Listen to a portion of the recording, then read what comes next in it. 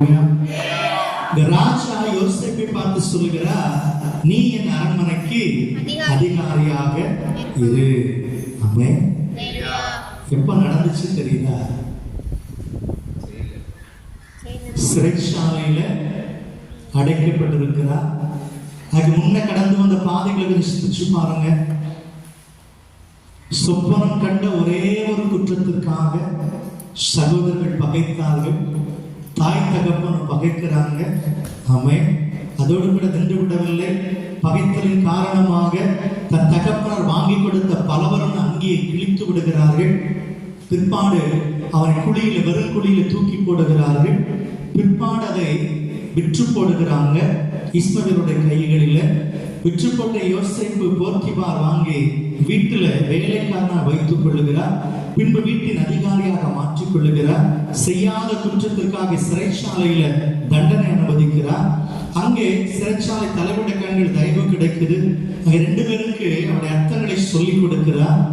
எல்லாம் கடந்து வந்த பிற்பாடு இப்ப ராஜா சொல்லுகிறாரு, நீ என் அரண்மனையில அதிகாரியா இருப்பா. அல்லேலூயா.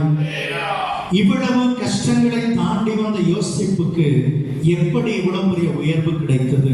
யோசேப்புக்குள் காணப்பட்ட சில விசேஷ தன்மைகளை தான் நான் உங்களோடு கூட பகிர்ந்து கொள்ள விரும்புகிறேன். யோசேப்பு சாதாரணமாக உயர்த்தப்படவில்லை. யோசேப்புக்குள்ள விசேஷமான நிறைய காரியங்கள் இருந்துச்சு. அதிகமாக நம்ம தியானிக்கிற காரியங்கள் தான். ஆனாலும் இன்றைக்கு இதற்குள் இருந்து ஒரு புதிதான ஒரு சில விஷயங்களை நான் உங்களோடு கூட பகிர்ந்து கொள்ள விரும்புகிறேன். அது நாம் செய்யும் போது நம்மை தேவன் உயர்த்துவார். ஆமென். அல்லேலூயா. அல்லேலூயா. யோசேப்பை தேவன் உயர்த்தினது போல நம்மை தேவன் நிச்சயமா உயர்த்துவார். உண்டா இல்லையா? இல்லை, யோசேப்பு மட்டும்தான் உயர்வா? தம்மை நம்புகிற எல்லா பிள்ளைகளுக்கும் உயர்ந்த அடைக்கலத்துல வைப்பார். ஆமென். அல்லேலூயா. அல்லேலூயா.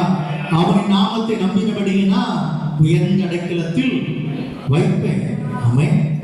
அப்ப யோசேப்புக்குள் இருந்த சில விஷயங்களை நம்மளோடு கூட பகிர்ந்து கொள்ளுகிறேன்.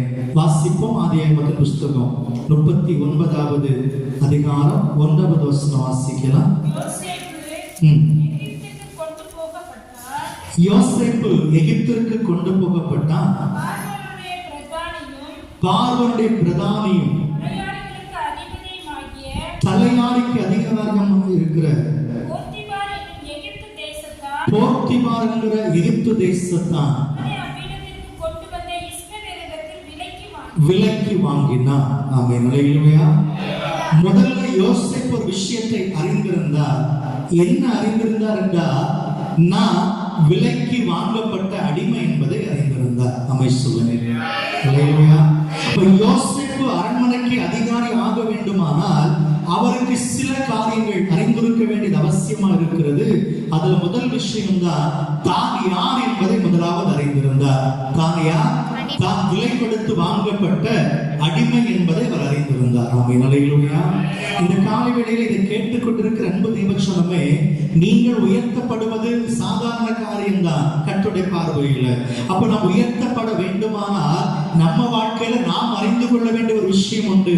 நீங்கள் யார் என்பதை நீங்கள் அறிந்து கொள்ள வேண்டும். ஆமென். நாம் யார் என்பதை முதலாவது அறிந்து கொள்ள வேண்டும். நாம் எப்படிப்பட்டவர்களாக இருந்தோம் என்பதையும் நாம் அறிந்து கொள்ள வேண்டியது அவசியமா இருக்கிறது. உங்களை குறித்ததான அறிவு உங்களுக்குள்ள இருக்குமானால் நீங்கள் உயர்த்தப்படுவது நிச்சயம். ஆமென். அல்லேலூயா. இந்த காலகட்டத்தில் நிறைய பேர் தன்னை மறந்து வாழ்ந்து கொண்டிருக்கிறார்கள். தான் வந்த பாதைகளை மறந்து வாழ்ந்து கொண்டிருக்கிறார்கள். தன்னை தேவன் எப்படி கரம் பிடித்தார் என்பதை மறந்து வாழ்ந்து கொண்டிருக்கிறார்கள். ஏதோ வானத்திலிருந்து குதித்தது போல சில பேர் தன் வாழ்க்கையை காட்டிக் கொள்ளுகிறார்கள். அப்படிப்பட்டவர்களுக்கு தேவனிடத்தில் சகாயம் இல்லை, ரட்சிப்பு இல்லை. ஆனால் தான் யார் என்பதை தெளிவாய் அறிகிற பிள்ளைகளுக்கு